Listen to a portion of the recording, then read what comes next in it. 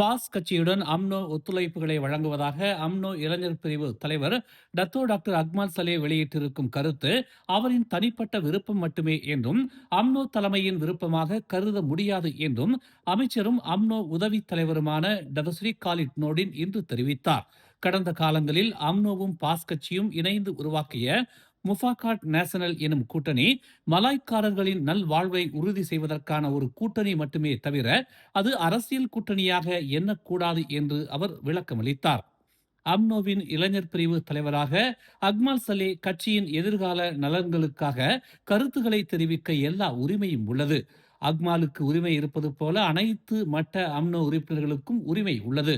Pass கட்சியுடன் கூட்டணி அமைப்பதற்காக பெரும்பாலான அம்னோ உறுப்பினர்கள் விருப்பத்தை முன்வைத்தால் அம்னோவின் தலைமை கட்டாயமாக அம்னோ உறுப்பினர்களின் கருத்துக்களை பரிசீலிக்கும் என்று டதசுரி காலிட் நோர்டின் உறுதி அளித்தார். ஆனால் இதுவரை பாஸ் கட்சியுடன் இணைந்து அம்னோ முஃபாகாட் நேஷனல் எனும் கூட்டணியை அமைப்பதற்கான எந்த ஒரு முன்மொழிவும் வழங்கப்படவில்லை என்று டதஸ்ரீ காலிட் நோர்டின் தெரிவித்தார். பெர்சாத்துவை விடவும் அம்னோவுடன் அரசியல் கூட்டணி அமைப்பது பாஸ் கட்சிக்கு ஆபத்து என்று பினாங்கு மாநில முன்னாள் துணை முதலமைச்சரும் உரிமை கட்சியின் தலைவருமான பேராசிரியர் ராமசாமி எச்சரிக்கை விடுத்துள்ளார். மலாய்க்காரர்களின் ஆதரவை பெறுவதில் பாஸ் கட்சியை விடவும் பெர்சாத்து சிறந்த அரசியல் ஆதரவை பெற்ற கட்சியாக திகழ்கிறது என பேராசிரியர் ராமசாமி புகழாரம் சூட்டினார்.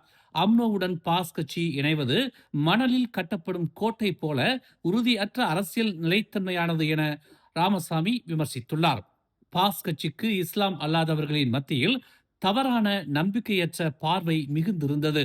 ஆனால் இப்போது மலாய்க்காரர் அல்லாத சமூகத்தினர் பாஸ் கட்சியை நம்பத் தொடங்கியுள்ளனர். அதற்கு காரணம் பெர்சாத்து என பேராசிரியர் ராமசாமி பாஸ் கட்சிக்கு நினைவூட்டினார். பாஸ் கட்சி பெர்சாத்துவை ஒதுக்கி வைத்தால் மலாய்க்காரர் அல்லாதவர்களின் ஆதரவை பாஸ் கட்சி இழக்க நேரிடும் என்று ராமசாமி எச்சரிக்கை விடுத்தார். பெர்சாத்து குறைந்த நாடாளுமன்றங்களை கொண்டிருக்கும் கட்சியாக இருந்தாலும் Tan Sri Muhyiddin Yassin, Datuk Seri Hamzah Zainudin, Datuk Seri Azmin Ali போன்றவர்கள் அரசியல் ஆளுமை மிக்க தலைவர்கள் என்றும் நிர்வாக அனுபவம் மிக்க தலைவர்கள் என்றும் அவர் விளக்கமளித்தார். அம்னோ இப்போது டிஏபி கட்சியுடன் ஒட்டி உறவாடுவதால் முஃபாகாட் நேஷனல் எனும் அம்னோ பாஸ் கூட்டணி அமைக்க வாய்ப்புகள் இல்லை என்று பாஸ் கட்சியின் இளைஞர் பிரிவு தலைவர் அப்னான் ஹமீமி உறுதிப்படுத்தினார்.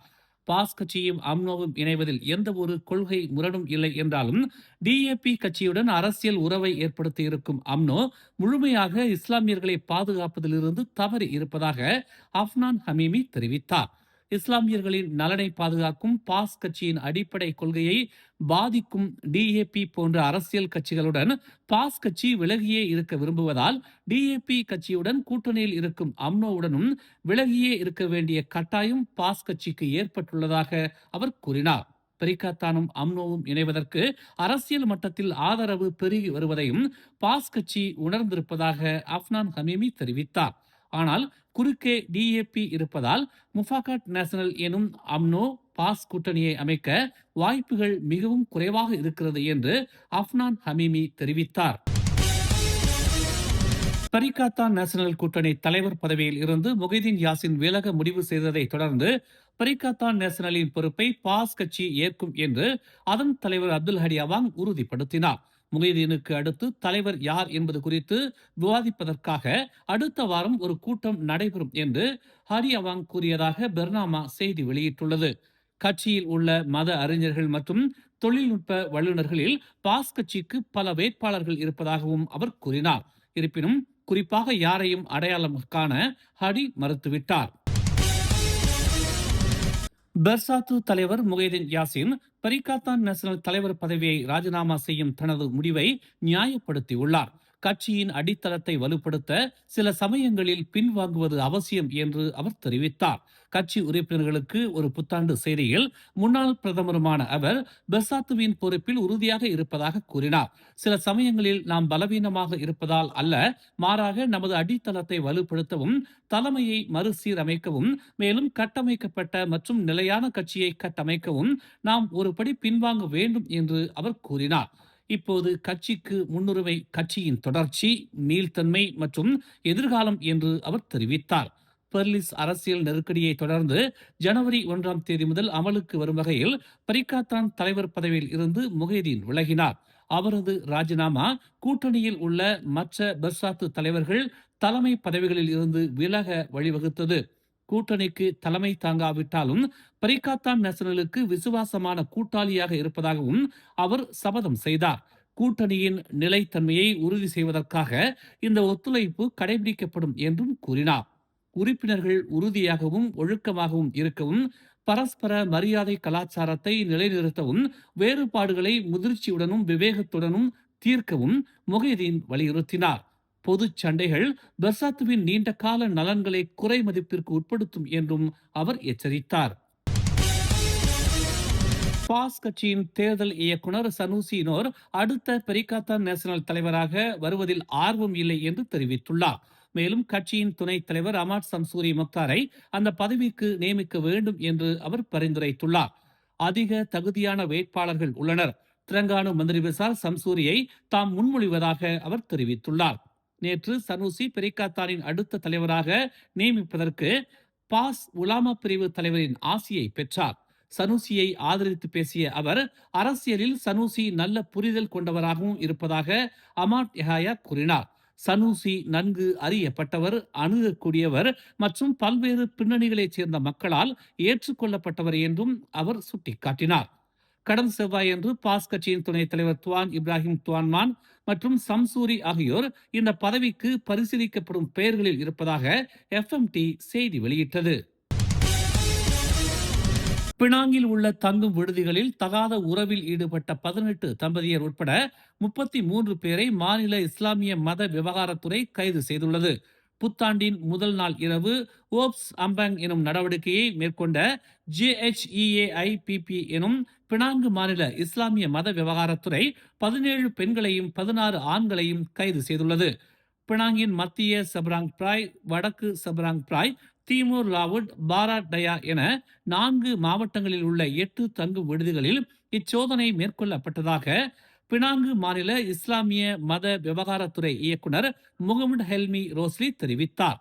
சுமார் 100க்கும் மேற்பட்டவர்களை சோதனையிட்டதாகவும் 18 தம்பதியரையும் சந்தேகத்தின் அடிப்படையில் கைது செய்திருப்பதாகவும் அவர்களில் சிலர் வெளிநாட்டினர் என்றும் பினாங்கு மாநில இஸ்லாமிய மத விவகாரத்துறை இயக்குனர் முகமது ஹெல்மி ரோஸ்லி தெரிவித்தார்.